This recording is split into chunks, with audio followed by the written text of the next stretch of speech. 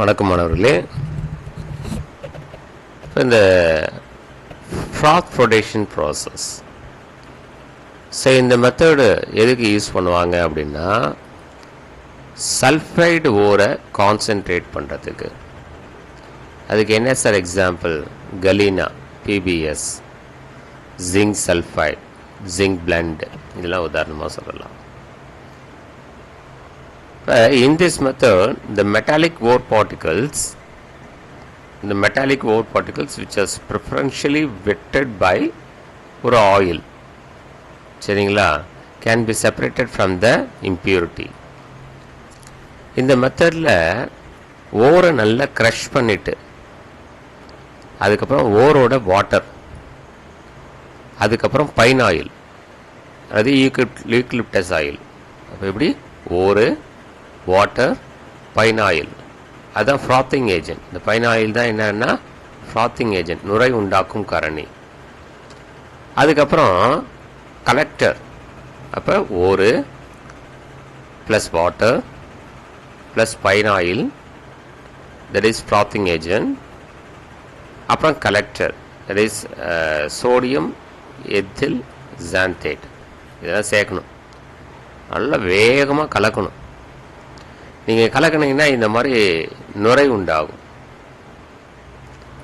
அந்த நுரையில் என்ன ஆகும்னா, ஓர் பார்ட்டிகல்ஸ்லாம் அந்த நுரையில் போய் சேர்ந்துடும். இந்த நுரையில் இம்ப்யூரிட்டிஸ் எல்லாம் கீழே படிஞ்சிடும். அப்போ கீழே இம்ப்யூரிட்டிஸ் இருக்கும், மேலே அந்த ஃப்ராத்தில், அந்த ஃபோம்ஸில் என்ன இருக்குன்னா அந்த தாதுக்கள் இருக்கும். The froth is generated by blowing air through the mixture. The collector molecules, collectorங்கிறது என்னது? sodium ethyl xanthate, attached to the ore particles make them water repellent. அந்த sodium ethyl xanthate என்ன பண்ணும்? அந்த ore particles water repellent ஆக்கி மேல் நோக்கி தள்ளும். As a result, ore particles wetted by the oil rise to the surface along with the froth. The froth is skimmed off and dried to recover the concentrated ore. அப்படியே நீங்கள் என்ன பண்ணலாம், மேலே இருக்கக்கூடிய அந்த ஃபோம்ஸை வெளியில் எடுத்து அந்த ஓரை தனியாக வெளியில் எடுத்துடலாம். The froth is skimmed off and dried to recover the concentrated ore. The gang particles that are preferentially wetted by water settle at the bottom. கீழே சேர்ந்துடும். அப்போ when a sulfide ore of a metal interest contains other metal sulfides, இப்போ உதாரணத்துக்கு நீங்கள் let சல்ஃபைடை concentrate பண்ணுறீங்க, let சல்ஃபைடை concentrate பண்ணுறீங்க, சரிங்களா. இது ஒரு 99% இது இருக்குது. அதோட ஒரு 1% ஜிங்க் சல்ஃபைடு இருக்குது. இப்போ நீங்கள் கான்சன்ட்ரேட் பண்ணிங்கன்னா லெட் சல்ஃபைடு, இதுவும் சல்ஃபைடு ஓர், இதுவும் சல்ஃபைடு ஓர், கான்சன்ட்ரேட் பண்ணும்போது ரெண்டு ஓரும் இந்த ஃபோம்ஸில் சேர வாய்ப்பு இருக்குது.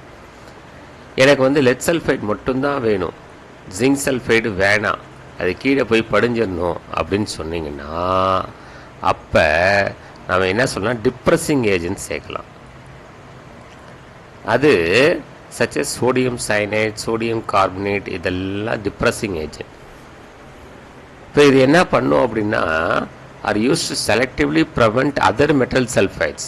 லெட் சல்ஃபைடில் இன்னும் ஜிங்க் சல்ஃபைட் இருக்குது, இந்த அதர் மெட்டல் சல்ஃபைட்ஸை ரிமூவ் பண்ணிவிடும் from coming to the froth. For example, when impurities such as zinc sulfide present in galena, sodium cyanide is added. Lead sulfide, galena-ங்கிறது lead sulfide, இதில் zinc sulfide இருந்துன்னு வச்சிங்க, நம்ம என்ன பண்ணால் சோடியம் சயனைடு ஆட் பண்ணோம் அப்படின்னா, அந்த சோடியம் சயனைடு ஜிங்க் சல்ஃபைடை ஒரு காம்ப்ளெக்ஸாக மாற்றிடும். என்ன காம்ப்ளெக்ஸ்னால் சோடியம் டெட்ரா சைனோ ஜிங்கேட் 2 அப்படின்னு சொல்லிட்டு ஒரு காம்ப்ளெக்ஸாக மாற்றும். இதுதான் அந்த காம்ப்ளெக்ஸ். Na2ZnCN4 போய் கீழே போய் படிஞ்சிடும், இந்த டயக்ராமில் கீழே போய் படிஞ்சிடும் ஜிங்க்கு.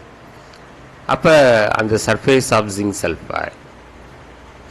சரி, okay, this is the froth flotation process. சரிங்களா?